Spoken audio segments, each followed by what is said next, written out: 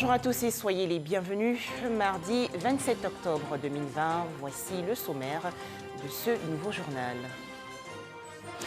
En Côte d'Ivoire, les hommages hier de la Nation au ministre de l'Administration du Territoire et de la Décentralisation, Sidiki Diakité, décédé le 23 octobre dernier. Cérémonie en présence du président de la République, Alassane Ouattara. Le ministre Sidiki Diakité repose désormais au cimetière de Grand Bassam. Toujours en Côte d'Ivoire, ce drame survenu la nuit dernière dans la commune de Yopougon, au quartier Niangon, Cité Verte. Un immeuble de 4 étages en construction s'est effondré. Bilan, 3 morts, dont un jeune enfant de 2 ans. Les secours sont à la recherche de survivants. Enfin, en Guinée-Conakry, la fin de la mission conjointe CEDEAO, Union africaine, Nations unies, pour dissiper la crise post-électorale. La Côte d'Ivoire a rendu hier hommage à son ministre de l'Administration du Territoire et de la Décentralisation, Sidiki Diakité, décédé le 23 octobre dernier. Cette cérémonie s'est déroulée à la primature dans la commune du Plateau en présence du président de la République, Alassane Ouattara. Le ministre de l'Administration du Territoire et de la Décentralisation, Sidiki Diakité, repose désormais au cimetière de Grand Bassam dans la région sud du pays. Pargassoro Koné.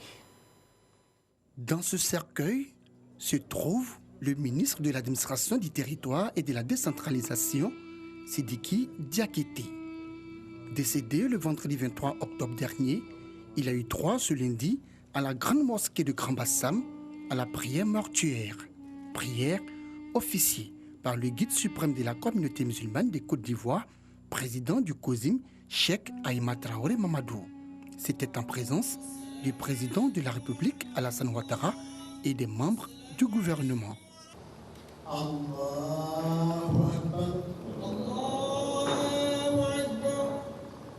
Après la prière mortuaire, Sidiki Diakité est accompagné au cimetière de Grand Bassam où il a été inhumé en présence de sa famille, de ses amis, de ses plus proches collaborateurs et de ses collègues, tous consternés par ce départ brusque et inattendu. Jusqu'à sa mort, il s'est battu. Je puis dire que c'est presque au combat qu'il est tombé. Parce que son souci, c'est de voir la Côte d'Ivoire connaître la paix éternellement. Très souvent, quand les gens meurent, on dit ils sont grands, mais lui là, c'est une réalité. C'est un grand homme. Il est mesuré, il ne choque jamais, toujours un petit sourire. Même quand tu lui exposes un problème, bon, il a un petit sourire pour t'encourager et tout ça. J'ai été frappé par sa grande humilité, sa connaissance de l'homme et surtout sa capacité à travailler en tant que grand serviteur de l'État, en réglant les problèmes sans bruit, mais de façon efficace. C'était vraiment un homme de cœur qui avait une rigueur silencieuse.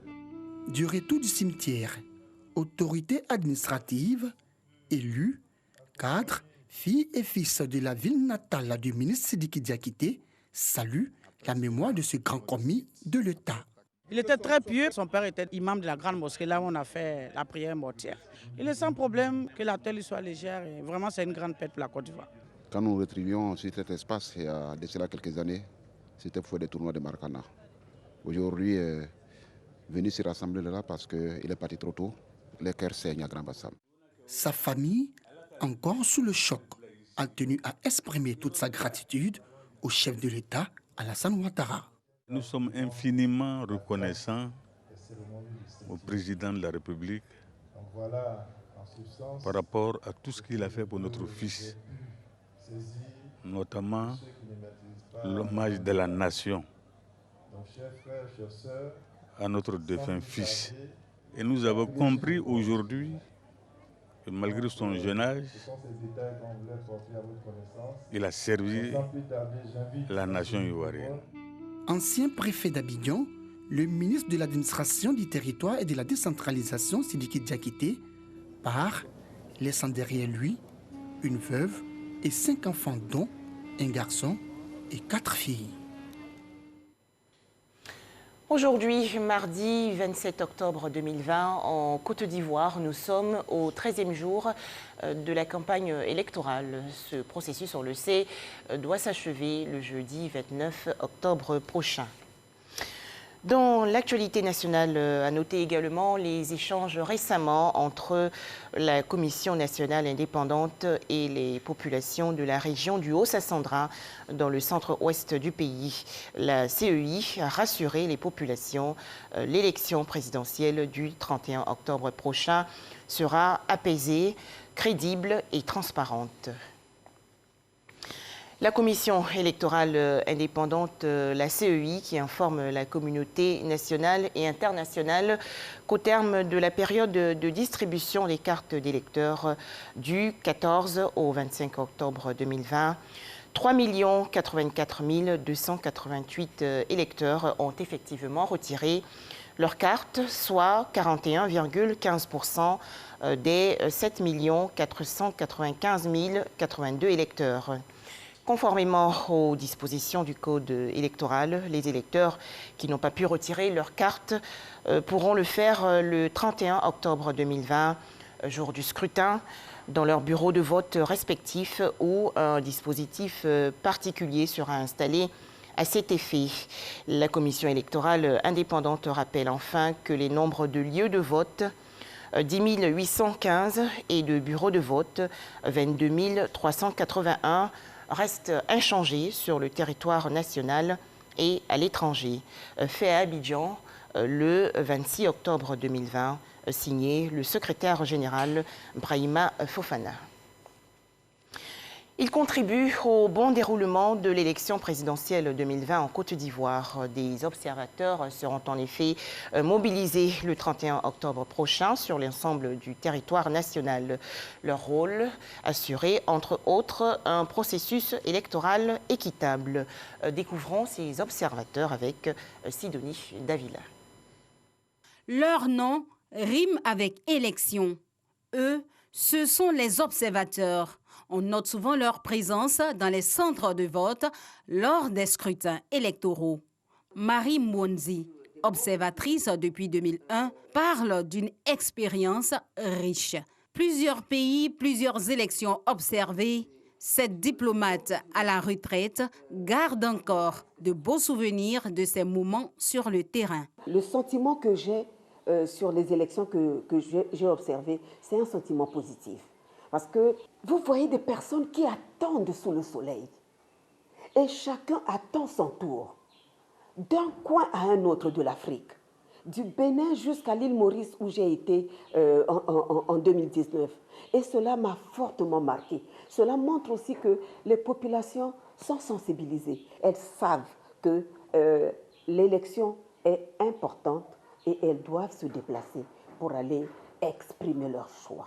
Dans le cas de la présidentielle ivoirienne du 31 octobre, plusieurs missions le sont déjà ou s'apprêtent à investir le terrain. L'Union africaine est spécialiste des observations électorales. Pour cette année en Côte d'Ivoire, 44 observateurs internationaux seront déployés sur le territoire ivoirien. Nous avons également un partenaire, c'est EISA. C'est une organisation qui est spécialisée dans l'observation des élections. Et cette année, ils sont ensemble avec la Fondation Carter. À leur niveau également, ils ont une trentaine d'observateurs internationaux.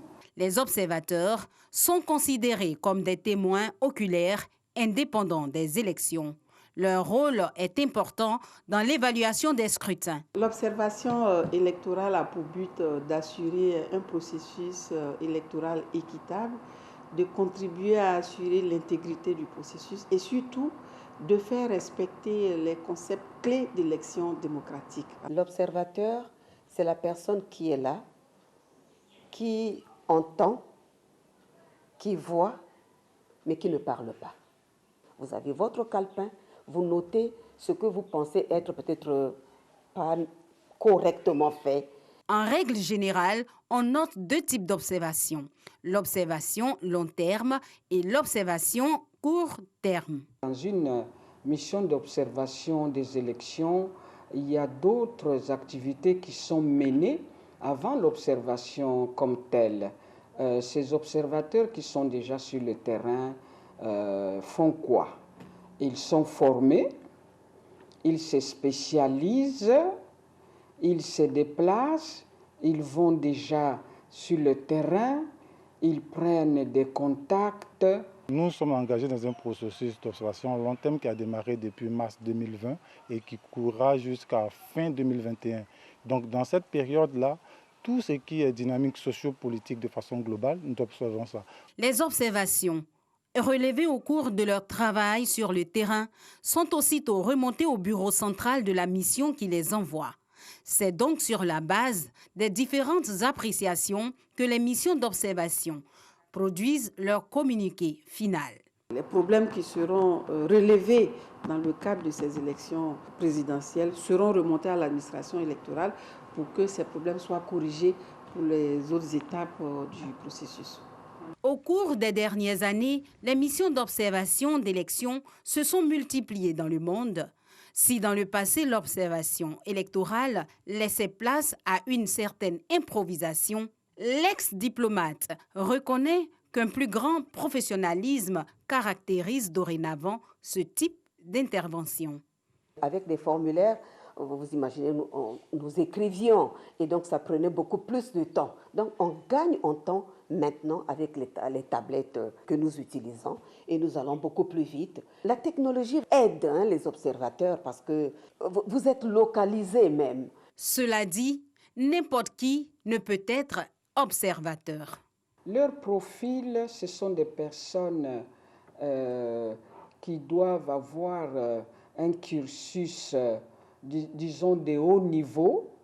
Généralement, ce sont des personnalités, des cadres qui travaillent dans leur pays. On peut voir des députés, parfois on a des sénateurs, on a aussi des anciens ministres qui ne sont plus en fonction. Disons d'une manière générale, ce sont des hauts fonctionnaires qui sont formés, outillés pour observer une élection. Aux observateurs nationaux se joignent d'autres qui proviennent de pays étrangers, d'ONG internationales et d'organisations comme l'Union européenne, l'Union africaine, l'Organisation internationale de la francophonie, pour ne citer que ceux-là. Cependant, tous n'observent pas de la même manière. La francophonie va axer son appui à l'Observatoire national du scrutin en appuyant la société civile et le Conseil des droits de l'homme. Ce n'est pas une observation classique, c'est une observation basée sur les droits de l'homme. C'est-à-dire que nous voulons nous rassurer que les citoyens ont les bonnes informations à l'effet de leur permettre de faire les bons choix. Sur le terrain, les observateurs notent une bonne collaboration entre les différentes missions. Nous travaillons en synergie avec d'autres missions qui nous sollicitent ou qui nous solliciteraient. Nous sommes disponibles pour collaborer avec ces organisations. Les budgets, selon certains experts, alloués à ces opérations sont généralement élevés. Les missions d'observation sont dirigées par un chef de mission qui coordonne le travail des observateurs. Ce chef est entouré d'une équipe de coordination composée d'experts électoraux, juridiques, d'experts des médias, de la logistique, de la sécurité et bien d'autres. Toujours en Côte d'Ivoire, cette caravane pour sensibiliser les victimes de crise à un comportement civique pendant tout le processus électoral 2020. C'est une initiative de la Confédération des organisations de victimes de crise. Ses membres ont reçu récemment un appui financier de la ministre de la Solidarité, de la Cohésion sociale et de la lutte contre la pauvreté, Mariatou Koné. Les précisions de Astou Touré et Jean Djadji. Elles disent non à la violence électorale. Elles, ce sont les organisations des victimes des crises post-électorales qu'a connues la Côte d'Ivoire. Regroupées en confédération, ces victimes s'engagent à jouer leur contribution pour une élection sans violence. Nous avons voulu qu'il n'y ait plus de victimes en Côte d'Ivoire. Malheureusement, nous avons constaté qu'il y a eu quelques victimes, quelques décès. Et nous souhaiterions que cela prenne fin. Dire aux jeunes que les chantiers de violence ne doivent pas caractériser la jeunesse. Leur dire qu'ils ont leur avenir devant eux, c'est à eux de prôner la paix et la cohésion. Une initiative soutenue par le ministère de la Solidarité, de la Cohésion sociale et la lutte contre la pauvreté, à travers la remise d'un chèque de 5 millions de francs CFA. Les victimes connaissent mieux que quiconque les conséquences des violences électorales. Elles sont bien placées pour en parler et inviter tous nos compatriotes à la non-violence, quels que soient les enjeux des scrutins. Elles ont également bénéficié de plusieurs accessoires pour la réussite de la caravane de sensibilisation. C'est la commune de Port-Bouët qui va accueillir le lancement de la caravane ce week-end. En image, un tout autre sujet. Bientôt, la réhabilitation complète du tronçon Agny-Bilécro-Bondoukou. En effet, les travaux de cet axe ont été lancés il y a quelques jours par le secrétaire général de la présidence et ministre d'État, Patrick Hachi. Bangolo, dans la région ouest du pays, les bureaux de la préfecture construits puis abandonnés seront bientôt achevés. Les travaux ont été lancés par la Société de gestion du patrimoine immobilier de l'État. Les précisions de Mamadou Kouassi. Il y a plus de 20 ans, ce bâtiment sortait des terres pour servir de bureau de préfecture de Bangolo. Ces travaux seront interrompus du fait des crises sociopolitiques qu'a connu la Côte d'Ivoire. Aujourd'hui, le bâtiment a été débarrassé des zèbres qui l'ont occupé tout ce temps. Et la raison, les travaux de construction des bureaux vont reprendre. Une reprise des travaux effectués par le ministère de la Construction à travers la SOGEPIE, Société de gestion du patrimoine immobilier de l'État, pour un coût global de 355 millions de francs CFA. Il s'agit pour Suleiman Kamara, premier responsable de cette structure, d'offrir au corps préfectoral un cadre de travail adéquat et moderne. D'ouvrir aux côtés des populations à offrir aux services administratifs les meilleures conditions de travail. C'est donc le lieu d'exhorter les directeurs régionaux et départementaux de la construction, du logement et de l'urbanisme, de recueillir les besoins des services et de faire des suggestions pertinentes pour permettre à la SOGEPIE de répondre efficacement aux préoccupations de tous. Le préfet de Bangolo, en lançant les travaux, s'est réjoui de cette volonté du gouvernement à améliorer les conditions de travail du corps préfectoral. Brahima Chérif a saisi l'occasion pour inviter la jeunesse au civisme. Le fait de nous offrir une préfecture dans les normes va restaurer l'autorité de l'État. Face à cette bonne volonté du gouvernement, je voudrais vous exhorter à maintenir un climat de paix, de sécurité, avant, pendant et après cette période électorale.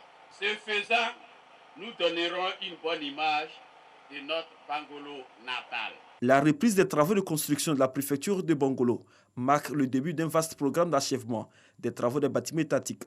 Plusieurs localités sont concernées, notamment Bouna, Toumodi et Grand Laou, qui ont vu les travaux interrompus depuis 1995. La fin des travaux dans 6 mois.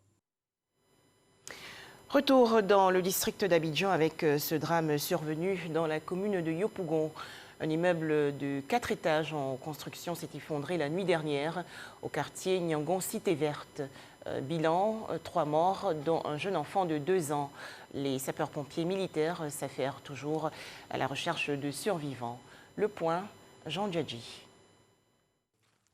Nous sommes au quartier Nyangon Cité Verte, dans la commune de Yopougon. Ce matin, les riverains découvrent un tas de gravats, des débris, vestiges du sinistre qui s'est produit la veille dans leur quartier. Cet immeuble en construction de 4 étages s'est effondré sur un bar à proximité selon des témoins. À 4 h du matin, j'ai entendu un bruit vraiment sourd, un bruit qui m'a tiré du sommeil. Et quand je suis sorti, vraiment la poussière était telle qu'on ne voyait rien. Et je suis obligé de retourner dans ma chambre, prendre ma torche pour venir voir réellement qu'est-ce qui se passe. Et quand j'ai jeté un coup d'œil, j'ai vu que l'immeuble n'était plus là. Et c'est quand je suis arrivé et que les jeunes gens sont venus me retrouver, on a essayé de foncer le portail pour voir s'il y a des gens dedans pour les sauver. Mais malheureusement, nos efforts étaient vains. L'on dénombre 3 personnes tuées, dont le gérant, son épouse et leur enfant de 2 ans, selon les sapeurs-pompiers militaires du groupement de Yopougon dépêchés sur les lieux. Une personne a eu la vie sauve grâce à la providence. J'ai entendu un grand bruit. Non, je me suis dit que non, peut-être, comme nous on ne fait pas vite, souvent ils viennent au travail. Je suis sorti, j'ai regardé à l'arrière, j'ai vu qu'il faisait encore nuit. Dès que j'ouvre la porte du bar, je trouve tout le monde devant. On me dit, Didier, ouvre la porte que non, le bâtiment est versé. jusqu'à ce que les pompiers n'arrivent pour venir faire sortir les corps. Arrivé rapidement sur les lieux aux alentours de 5h20, nous avons constaté que c'était un immeuble en construction qui s'était effondré sur lui-même. Mais les charges ont fait que les murs adjacents, c'est-à-dire des bâtiments contigus de part et d'autre, ont subi le poids de la charge. Et c'est ainsi que dans le bâtiment qui était du côté, on va dire gauche, lorsqu'on se met en face, qui est un maquis, le gérant et sa famille qui étaient à l'intérieur étaient coincés sous les décombres. Donc, renseignement pris, il s'agissait de 3 victimes supposées qui seraient sous les décombres. On a placé des trèches de balises que vous pouvez constater là, qui signalent la zone de danger. Donc, pour elles, il s'agit de ne pas entrer dans cette zone-là, de ne pas entrer dans la zone de danger jusqu'à ce que l'enlèvement total des décombres ait été effectué. Les forces de l'ordre sur place continuent les recherches et les missions de reconnaissance pour retrouver d'éventuelles victimes. Un sujet plus heureux à présent avec la présentation au grand public du Cénacle des journalistes seniors. Cette organisation apolitique qui regroupe des vétérans de la presse ivoirienne a organisé récemment une assemblée générale constitutive dans le district d'Abidjan. Mamadou Kouassi. Pendant des décennies, ils ont été les animateurs des médias et de la presse en Côte d'Ivoire. Aujourd'hui, ce sont les retrouvailles entre ceux qui sont devenus des seniors de la presse. Des retrouvailles motivées par la mise en place du Cénacle des journalistes seniors de Côte d'Ivoire. Une organisation qui vient soutenir et encadrer la nouvelle génération. Et nous voulons peser de notre poids ou de notre voix dans tout ce qui concerne la profession de journaliste. Le métier a des règles de déontologie et d'éthique, des règles professionnelles. Et malheureusement, l'évolution de la presse fait que le public a une image dégradée de la presse. Il y a beaucoup d'excès au quotidien dans les médias. Et ce serait bien de rappeler aux jeunes confrères les limites qui ne doivent pas être dépassées. Nous allons construire une sorte de passerelle qui partira des anciens vers les jeunes. Et les jeunes ont intérêt à saisir cette perche parce que l'expérience est une chose qu'on ne peut pas commenter. Elle est essentielle, incontournable. Je suis en joie. Nous avons passé beaucoup de moments dans un certain journalisme. Et nous qui avons fait nos pas dans ce certain journalisme-là, nous voulons corriger pour que nos jeunes que vous êtes, vous ne retombez pas dans les mêmes erreurs que nous. Donc le Cénacle est là pour essayer de faire un nettoyage dans notre noble métier de journaliste. Les travaux ont permis la mise en place de différents organes, notamment le Conseil exécutif, dirigé par Lucien Ouédanou, et le Haut Conseil du Sénat, conduit par Auguste Mirémont. À tous ceux qui font œuvre dans ce métier, de respecter la déontologie de leur métier. D'abord, la justesse des informations qu'ils donnent, de ne pas tomber dans la publicité ou la propagation de la haine et des échos violents, des messages violents, et de militer davantage pour la paix, l'union et la cohésion sociale. Le Cénacle des journalistes seniors de Côte d'Ivoire revendique à sa création une 50aine de membres, tous issus de l'espace médiatique ivoirien. Rappelons qu'il nous faut respecter scrupuleusement les gestes barrières pour mettre fin à la propagation du coronavirus.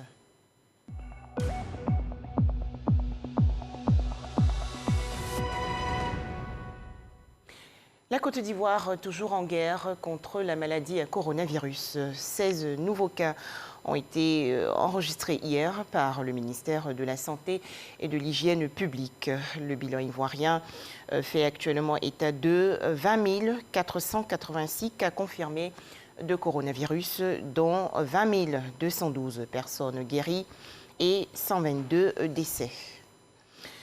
27 prestataires de soins ont bénéficié il y a quelques jours d'une formation. Les travaux ont porté sur la surveillance épidémiologique de terrain. Ces agents de santé ont reçu leur diplôme lors d'une cérémonie présidée par l'ambassade des États-Unis en Côte d'Ivoire. Pour en parler, Salima Todia. Ils sont 27 agents de santé issus des 27 nouveaux districts sanitaires à recevoir leur diplôme de formation. Une formation en épidémiologie déroulée en 9 mois de février à octobre. C'est ceux-là qui sont les yeux et les oreilles du ministère de la Santé au niveau le plus périphérique.